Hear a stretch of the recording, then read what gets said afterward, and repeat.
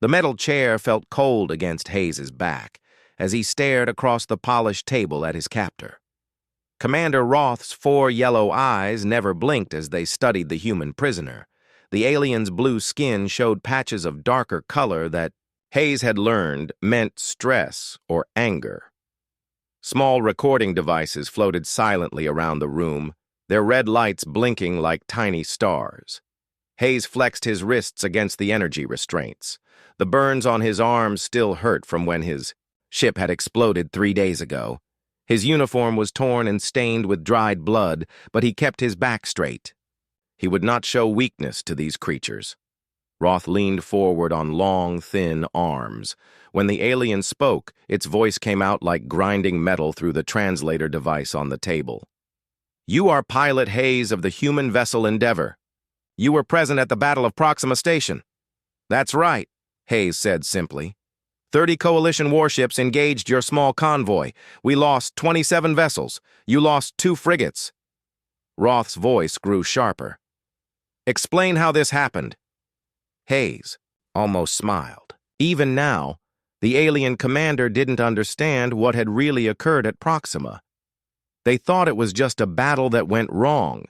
They had no idea what humans were truly capable of when threatened. "We fought back," Hayes said. One of Roth's secondary arms slammed the table. The recording devices bobbed slightly in the air from the vibration. "Do not mock me, human. Your species appeared from nowhere 20 cycles ago, claiming to seek trade partnerships. We welcomed you into our space. We shared our knowledge of other worlds and civilizations." "Yes, you did," Hayes agreed. "Very generous of you." Roth stood up, his tall frame casting a shadow across Hayes. The alien paced to the far wall where a large display showed star maps of the local sector. Red markers indicated coalition territory. Green dots showed human settlements. The display made it look like humans controlled only a few small worlds on the edge of civilized space.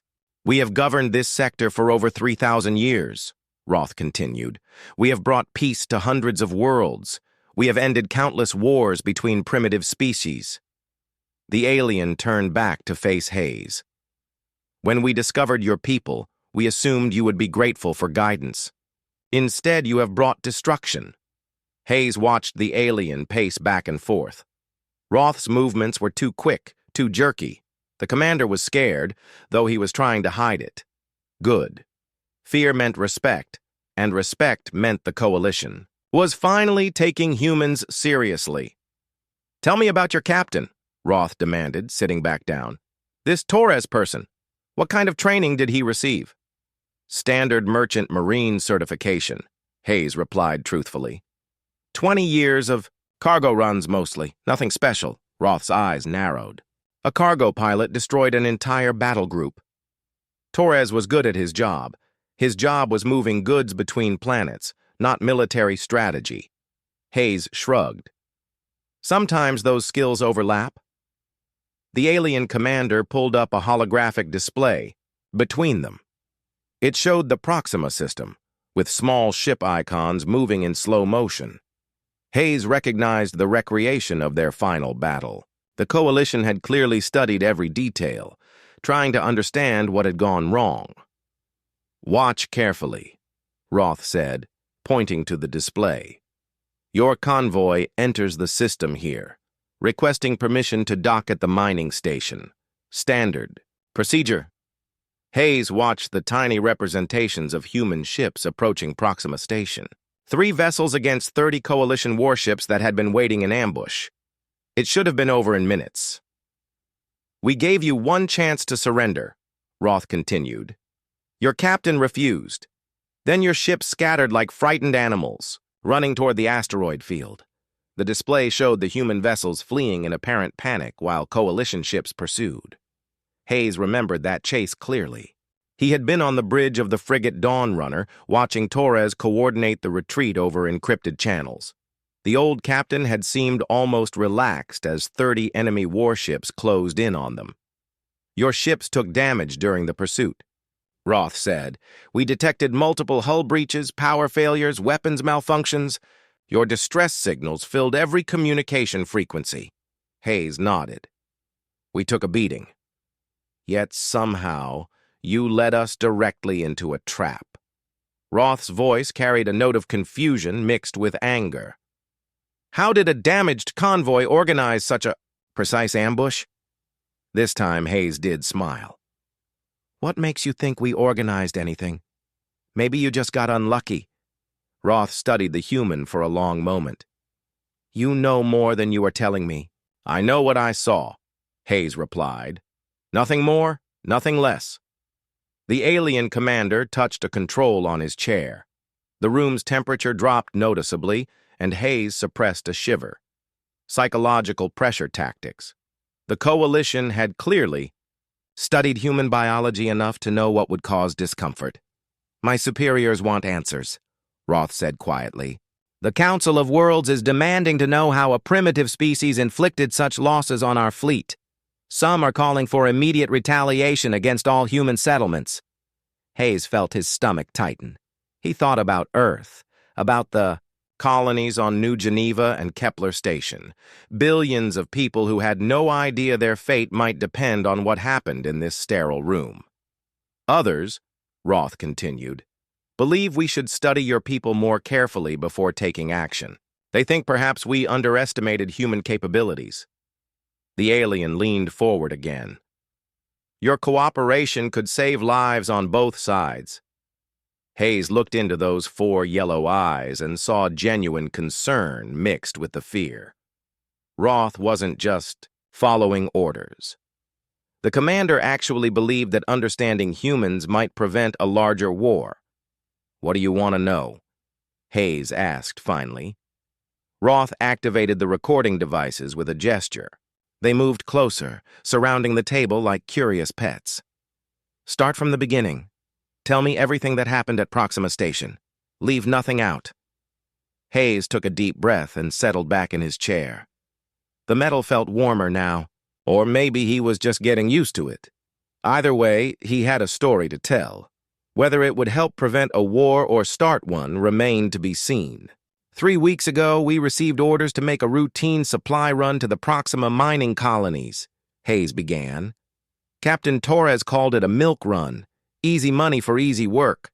None of us had any reason to think it would be different from 100 other cargo missions. Roth leaned forward, listening intently as Hayes began to reveal the events that had shaken the Coalition's confidence and changed everything between humans and aliens forever. The memory came back to Hayes like a bad dream. He could still smell the recycled air of the Endeavor's bridge, still hear the quiet hum of the ship's engines as they dropped out of hyperspace near Proxima Station. Everything had seemed so normal, at first. The station looked peaceful from a distance, Hayes told Commander Roth. Just a standard mining platform with ore haulers coming and going. We'd made deliveries there before. The miners always needed medical supplies and fresh food. Roth nodded impatiently. Continue. Hayes closed his eyes, remembering Captain Torres standing near the navigation console, coffee cup in hand. The old man had been reviewing shipping manifests when the proximity alarm started screaming. 30 ships decloaked around us all at once, Hayes said. Perfect formation, like they'd been practicing for months. Our sensors hadn't detected anything until they wanted to be seen. The recording devices moved closer, their mechanical lenses focusing on Hayes's face. He could see his reflection in their polished surfaces, distorted and strange. Torres didn't panic, Hayes continued. He just set down his coffee and walked to the command chair like he had all the time in the world. I remember thinking that was odd. Most cargo captains would be screaming orders or trying to signal for help. Roth's 4 eyes studied Hayes carefully. What did your captain do instead? He opened a channel to the lead coalition vessel and asked if there was a problem. Very polite, very calm. Like he was talking to traffic control about a parking violation.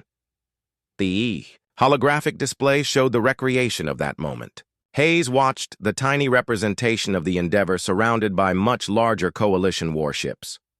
The human ship looked like a minnow in a school of sharks. Admiral Corgan demanded immediate surrender, Roth said, reading from his notes. He gave you 60 seconds to comply. Hayes nodded.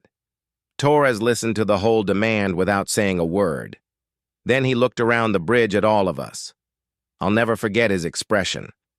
He looked almost sad, like he'd been hoping this day would never come. And then he activated the ship's internal communication system and spoke to the entire convoy. His exact words were, "All ships, execute Protocol 7. Then he cut the channel. Roth frowned. What is Protocol 7? Hayes shrugged. Above my pay grade. I was just a pilot. The alien commander's skin showed darker patches of frustration. You must have some idea. All I know is that suddenly everyone knew exactly what to do, Hayes replied. No confusion, no questions. The frigate captains acknowledged the order and began powering up their engines. Torres told me to plot a course for the asteroid field. Hayes remembered the strange calm that had settled over the bridge after Torres gave that order. The crew had moved with purpose, checking systems and preparing for battle. But there was something different about their movements. They weren't acting like merchant sailors anymore. Your ships fled toward the system's edge, Roth observed, manipulating the holographic display. Standard coward behavior. That's what it looked like, Hayes agreed. The Dawn Runner and the Morning Star took positions on either side of us. Engines at full burn. To anyone watching, we were running scared. But Hayes remembered Torres standing calmly at his command station, watching the tactical display as coalition ships closed in. The captain had been counting something under his breath. Numbers that didn't seem to relate to anything Hayes could see on the sensors. The pursuit lasted 6 hours, Roth said. Our ships gained ground slowly. Your vessels appeared to suffer. Multiple system failures. Hayes nodded. The Dawn Runner lost main power twice. The Morning Star had engine problems and fell behind. My own ship took hits to the navigation array and communications. What Hayes didn't tell Roth was how coordinated those failures had seemed. Every malfunction happened at precisely the right moment to slow their escape just enough to keep the coalition interested, but not enough to let them catch up completely. Your distress signals were intercepted by our communications officers, Roth continued. Standard emergency frequencies, requesting immediate assistance from any human vessels in the area. We needed help, Hayes said simply. Roth activated another section of the holographic display, showing signal patterns radiating out from the fleeing human ships. These distress calls contained unusual data packets, mathematical sequences that made no sense as emergency communications. Hayes felt his heart rate increase slightly. The alien was getting close to something important. I wouldn't know about that. I was too busy trying to keep my ship in one piece. The pursuit had taken them deep into the asteroid field where the mining station extracted rare metals from chunks of space rock. Hayes remembered Torres guiding them through the maze of floating debris with an expertise that seemed impossible for a cargo captain. The man had navigated those asteroids like he'd memorized every rock. Your captain chose his route carefully, Roth observed. Always staying just out of weapons range, always finding cover behind the larger asteroids. Torres was a good pilot, Hayes replied. Good enough to lead 30 warships exactly where he wanted them to go? Hayes met the alien's gaze steadily. You followed us. That was your choice. Roth stood up and walked to the wall display showing the star map. He touched several control points, and the map zoomed in on the Proxima system. Red dots marked the positions of destroyed coalition vessels. 27 ships lost, Roth said quietly. Thousands of lives. All because we believed you were helpless cargo haulers running for your lives. Hayes said nothing. He watched the alien commander trace the path of the pursuit with one long finger. The route took them directly through the densest part of the asteroid field to a clearing where the mining station had been processing the largest ore deposits. We almost had you cornered, Roth continued. Admiral Corgan was preparing boarding parties. Victory seemed certain. The alien turned back to Hayes. Tell me what happened next. Hayes closed his eyes, and remembered the moment everything changed. Torres had been standing at the command station, still calm, still counting under his breath. Then the tactical display had lit up with new contacts. Dozens of them, appearing all at once. The trap was already set before we arrived, Hayes said quietly. Wasn't it? Roth's skin darkened further. How long had your people been planning? This? Hayes opened his eyes and looked directly at the alien commander. Planning what? I told you, I was just a pilot on a cargo run. But even as he said the words, Hayes remembered Torres's final order before the shooting started. The captain had activated an emergency beacon and transmitted a single code phrase. The milk run is over.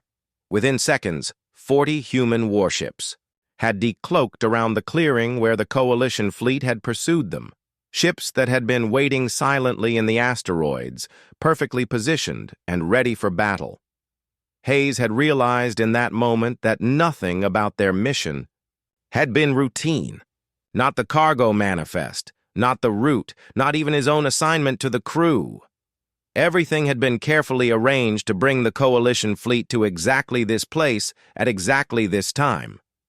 Your admiral tried to withdraw when he saw our reinforcements, Hayes told Roth. But by then it was too late. Roth returned to his seat, moving slowly like an old man despite his alien physiology. Yes, by then it was too late for all of us.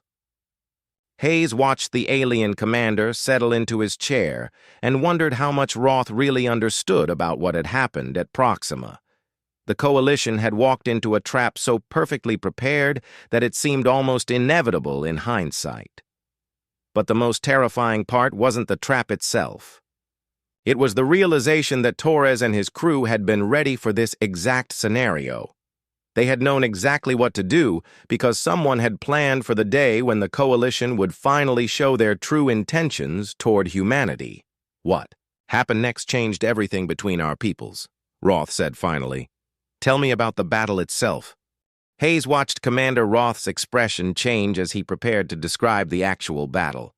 The alien's 4 eyes showed a mixture of professional curiosity and something deeper. Fear, maybe, or respect earned through terrible experience. When the 40 human ships decloaked, what did Admiral Corgan do? Roth asked. Hayes remembered that moment with perfect clarity. The Coalition Admiral's voice had crackled over the emergency frequencies, barking orders in 3 different alien languages. Panic had replaced the confident tone he'd used during the pursuit. Your admiral tried to reorganize his formation, Hayes said. He knew he'd been outmaneuvered, but he still thought he could fight his way out. The holographic display showed the positions of both fleets in the asteroid clearing.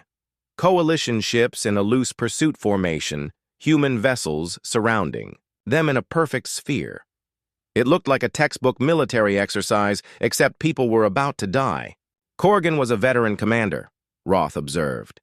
300 battles over 40 years of service. He should have been able to adapt to changing circumstances. Hayes nodded. He tried. I watched him attempt a fighting withdrawal toward the system edge. Classic Coalition tactics, from what I understand. Form a defensive line, concentrate firepower, break through the weakest point in the enemy formation. Roth leaned forward.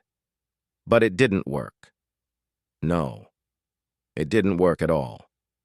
Hayes closed his eyes and remembered watching the tactical display as the battle began. The human ships had moved with a precision that seemed almost supernatural. Every coalition maneuver was countered before it could fully develop. Every attempt to concentrate firepower was disrupted by perfectly timed attacks from unexpected angles. Your people fought like they could read our minds, Roth said quietly. Maybe we could, Hayes replied. In a way.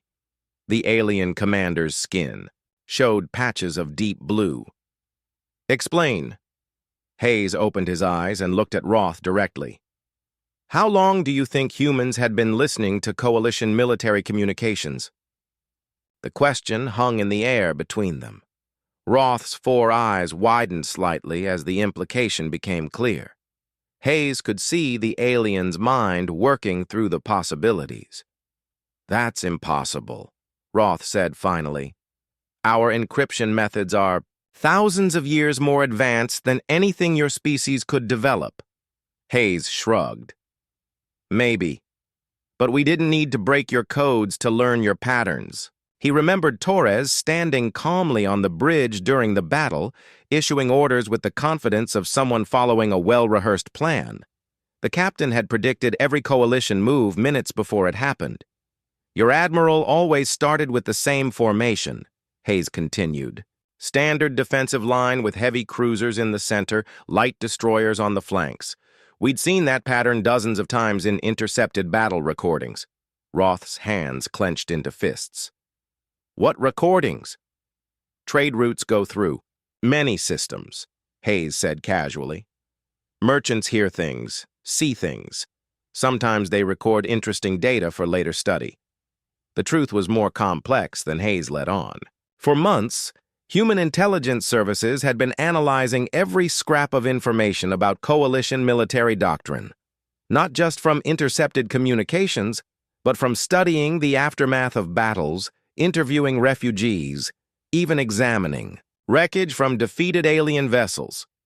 When Corgan ordered his ships to concentrate firepower on our left flank, Captain Torres already had 3 squadrons moving to reinforce that exact position, Hayes said. When your admiral tried to break, through using micro-jumps, our ships were waiting at every emergence point. Roth stood up and paced to the wall display again. He touched several controls and the star map changed to show battle formations and tactical movements. Hayes could see the alien trying to understand how humans had gained such detailed knowledge of coalition strategies. This level of preparation requires months of planning, Roth said finally. You would have needed to know exactly when and where we would attack. Hayes smiled slightly. Would we? The Proxima system was chosen at random for patrol exercises, Roth continued. Admiral Corgan received his orders only days before your convoy arrived. There was no way you could have predicted our presence. Unless we didn't need to predict. It, Hayes replied. Unless we were ready for this kind of encounter anywhere, anytime. The alien commander turned to stare at Hayes. That would mean your entire merchant fleet is actually a military force in disguise. Hayes said nothing, but his expression confirmed Roth's suspicions. The silence stretched between them for long moments. The battle lasted only 47 minutes, Roth said finally, returning to his seat. Admiral Corgan attempted 17 different tactical maneuvers. All failed. Hayes remembered those desperate minutes as the coalition fleet was systematically destroyed, ships trying to flee only to find their escape routes blocked, attempts to form defensive formations countered by precise attacks that seemed to come from impossible angles.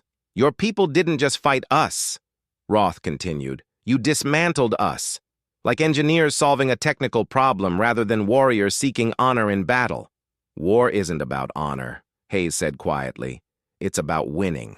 Roth's skin showed even darker patches of distress. How many other merchant convoys are actually military units?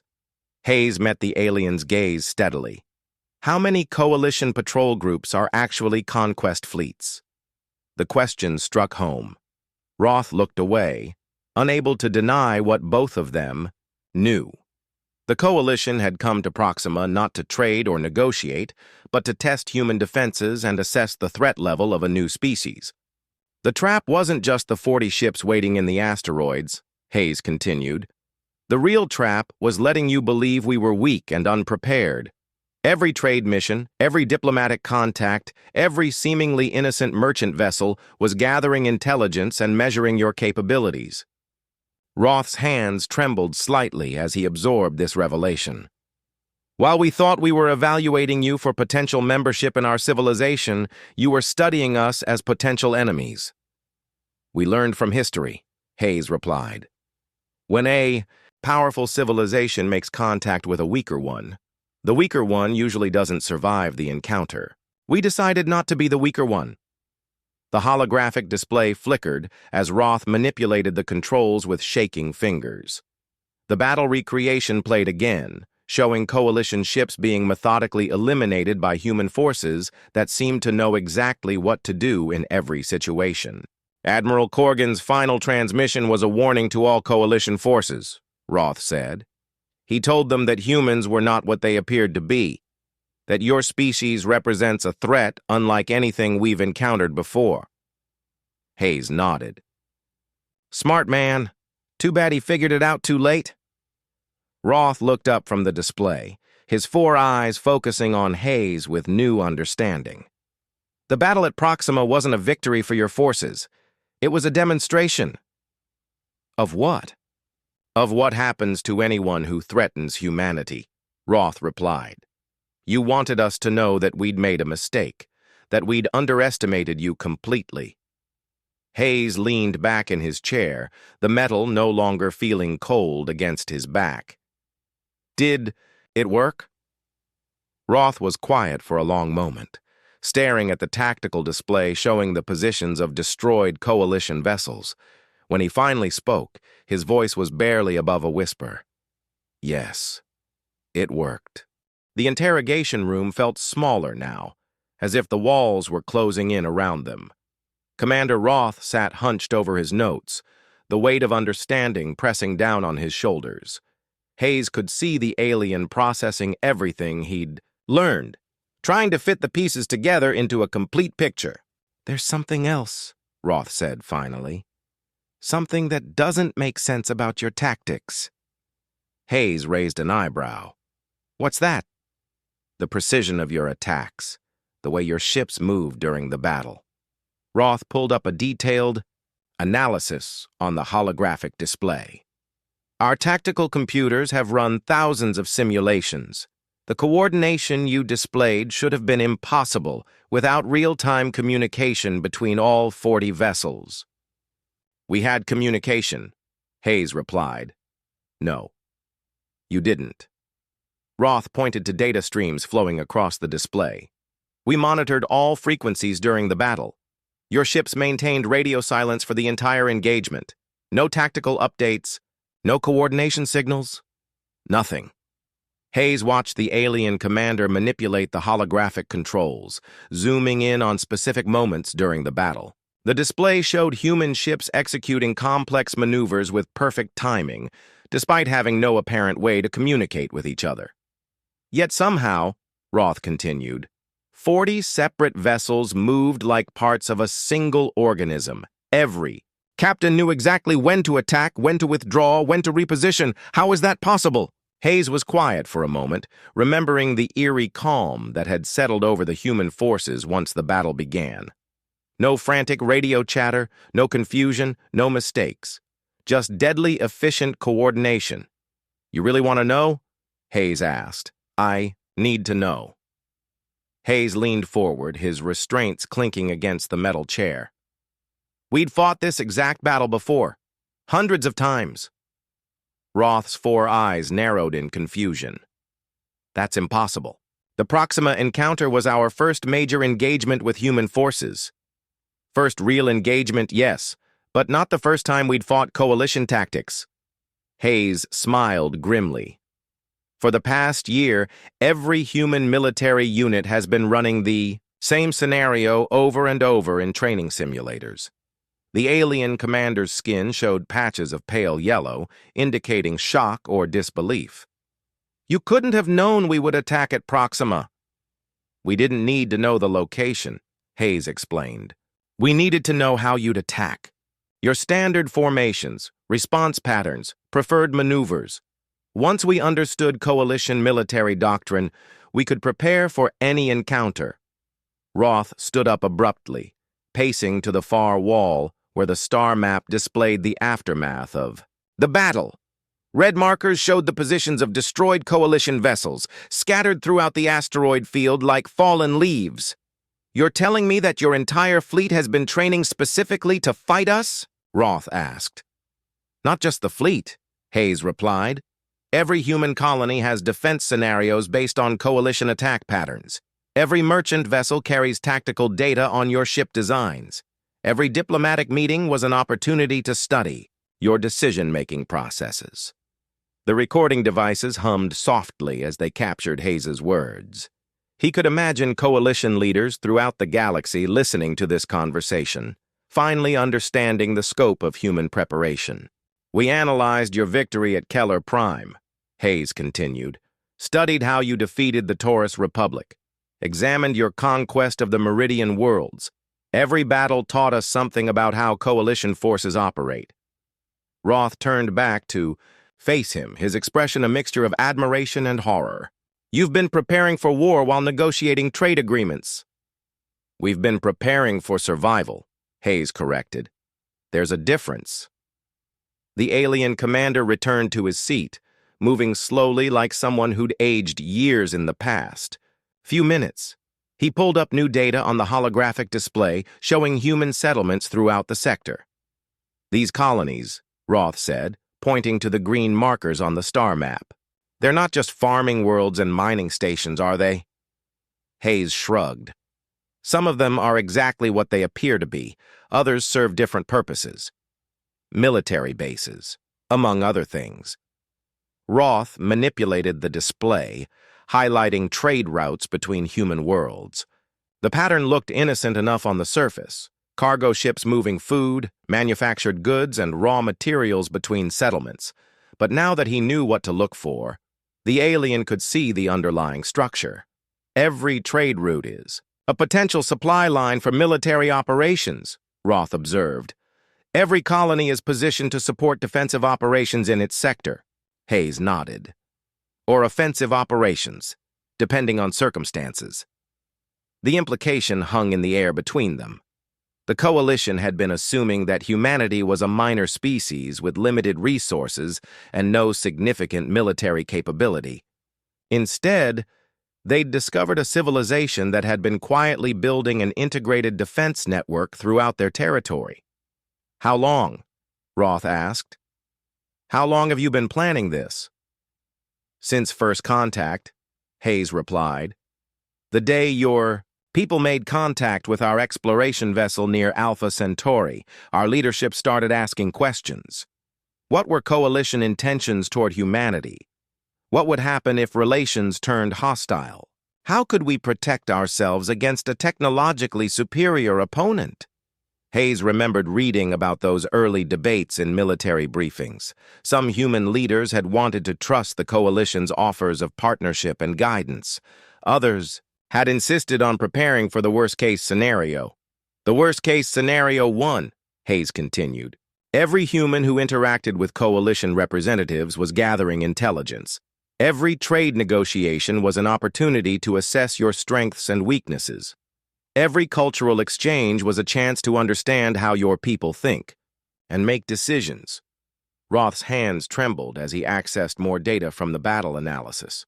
"The distress signals you broadcast during the pursuit, they weren't just calling for help. No.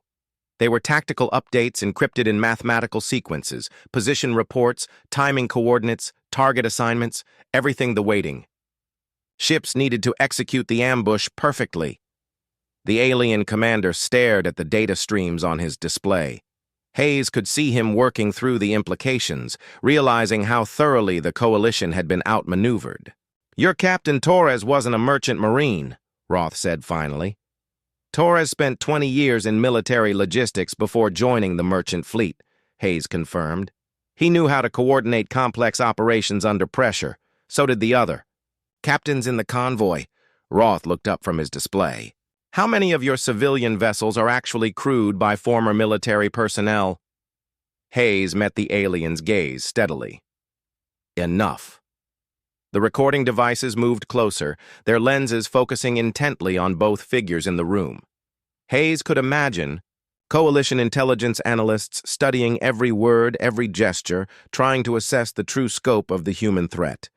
"We thought we were dealing with a young species that needed guidance and protection," Roth said quietly. "Instead, we encountered a civilization that had been studying us like laboratory specimens. You announced your intentions when you surrounded our convoy with 30 warships," Hayes replied. "That wasn't a diplomatic approach. That was a show of force designed to intimidate us into submission." Roth couldn't deny it. The coalition's approach to new species had always been based on overwhelming displays of military superiority. Most civilizations quickly accepted their place in the established order rather than risk destruction. But humans didn't react like other species, Roth observed. You didn't surrender or request mercy. You triggered a carefully planned military response. Hayes nodded. Because we'd been preparing for exactly this scenario since the day we met you. The alien commander sat back in his chair, overwhelmed by the scope of human deception and preparation. The coalition had walked into a trap that had been months in the making, executed by people who had been planning for this confrontation from the very beginning.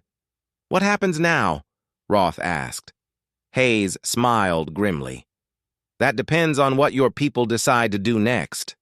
Commander Roth sat in stunned silence, staring at the holographic display that showed the complete tactical analysis of the Proxima battle. The data painted a clear picture of systematic preparation and devastating execution. But Hayes could see something else in the alien's expression now, a growing realization that what had happened at Proxima was only the beginning. There's more, isn't there? Roth asked quietly. Hayes nodded slowly. Much more. The alien commander's 4 eyes focused intently on his prisoner. The 40 ships that destroyed our fleet. They weren't your main military force. No, Hayes confirmed. They weren't even close. Roth's skin showed deep patches of blue and purple, indicating severe distress. He manipulated the holographic display to show human territory from a broader perspective. What had looked like a few scattered colonies now appeared as something much more significant. How many ships do you actually have? Roth asked. Hayes considered the question carefully. That's classified information, but I can tell you that the vessels you encountered at Proxima were using outdated technology. Outdated? Those were our older models, the ships we've been phasing out of active service. Over the past 2 years, Hayes leaned back in his chair. We used them because we wanted to test coalition capabilities without revealing our current technical level. The recording devices hummed more loudly as they processed this information. Hayes could imagine the shockwaves this revelation would send through coalition leadership when they reviewed the interrogation records. You're telling me that we were defeated by your obsolete equipment?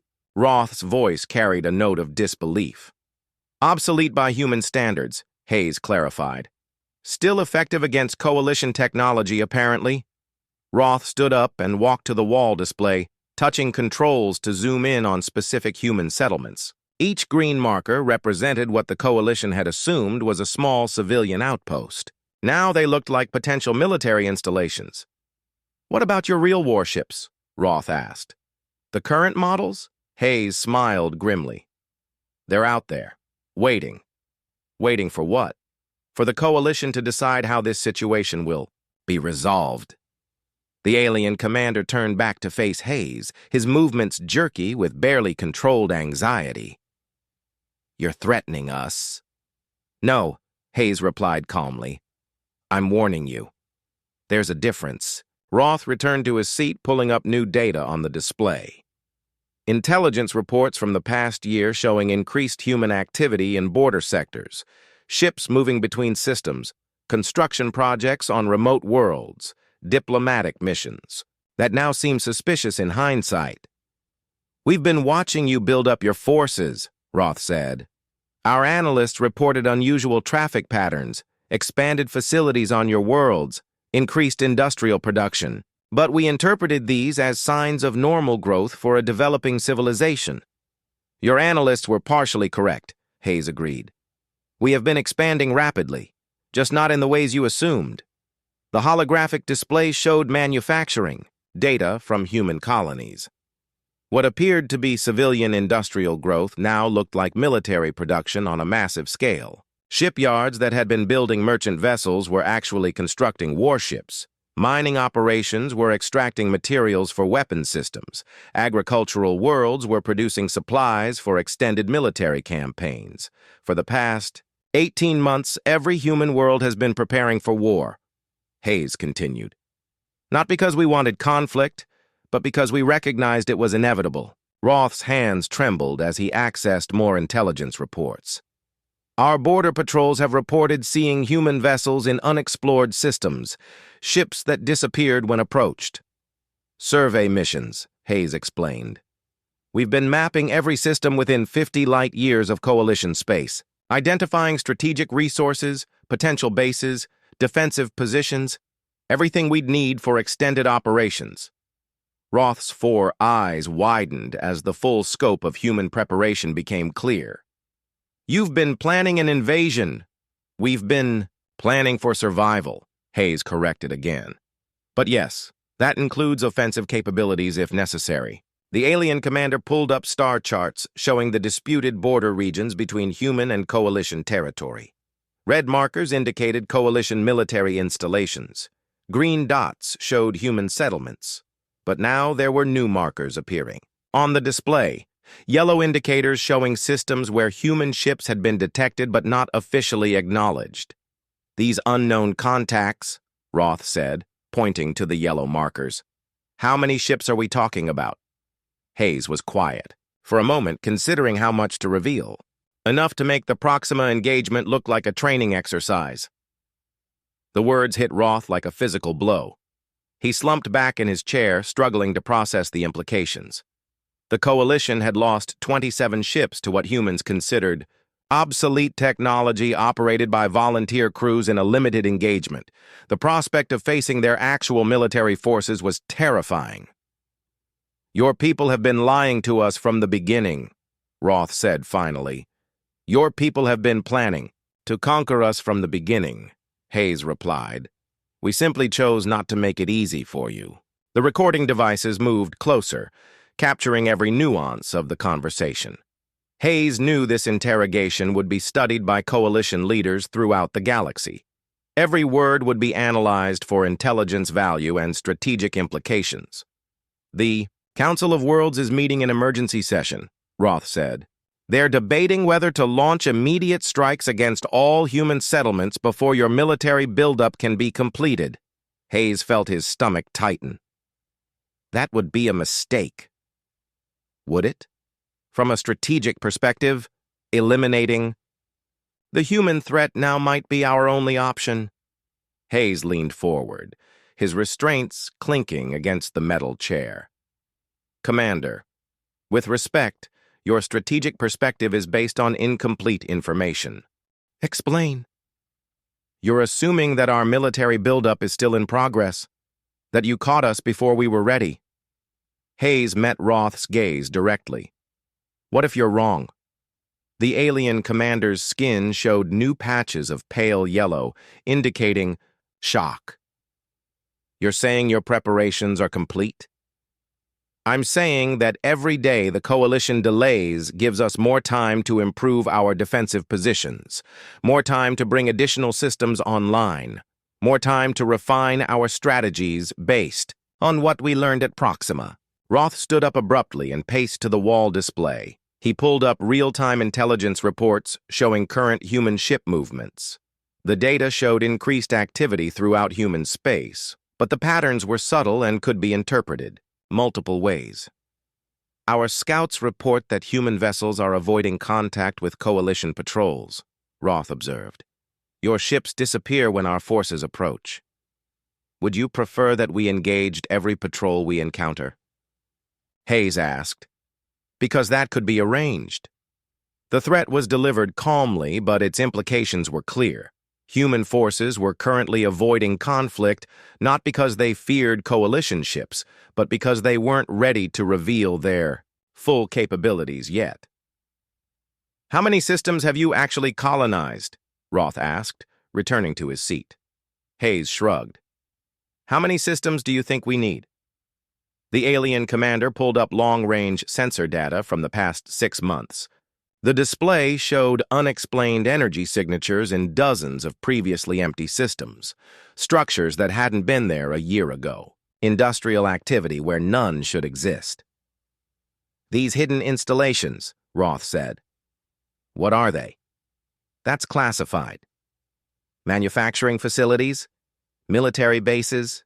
Weapons platforms? Hayes remained silent, but his expression suggested that all 3 possibilities were correct. The Coalition had been assuming that human civilization was limited to a handful of known colonies. Instead, they were discovering evidence of a vast network of installations spread throughout the region. The trade routes we've been monitoring, Roth continued, they're not just supply lines for civilian populations. No, they're not. They're logistics networks for military operations that span multiple sectors. Hayes nodded. Very good. You're starting to understand the situation. Roth manipulated the display to show the complete picture. Known human colonies, suspected installations, trade routes, patrol patterns, and resource extraction operations. The result looked nothing like the small, scattered civilization the Coalition had been expecting to deal with.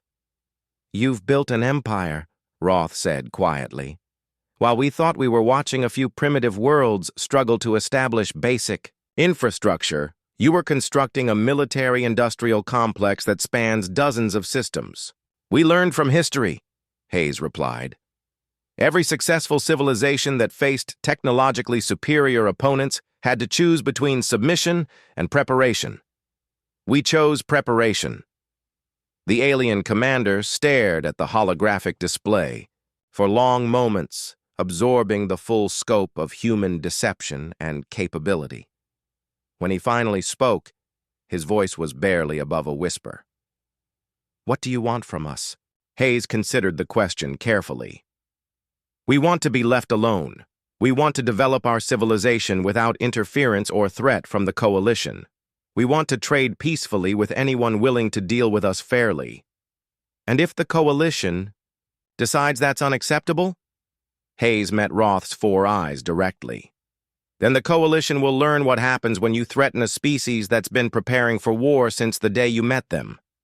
The recording devices hummed quietly in the sudden silence. Both figures in the room understood that they had reached the critical moment. Everything that happened next would determine whether 2 civilizations could coexist or whether the galaxy would be torn apart by a war neither side truly wanted. I'll transmit your message to the Council, Roth said finally. Make sure they understand, Hayes replied. What happened at Proxima was just a demonstration, a small taste of what we're capable of when threatened. The real human military hasn't revealed itself yet. Roth nodded slowly. And if they choose to test your capabilities? Hayes smiled grimly. Then they'll discover that some species are too dangerous to conquer.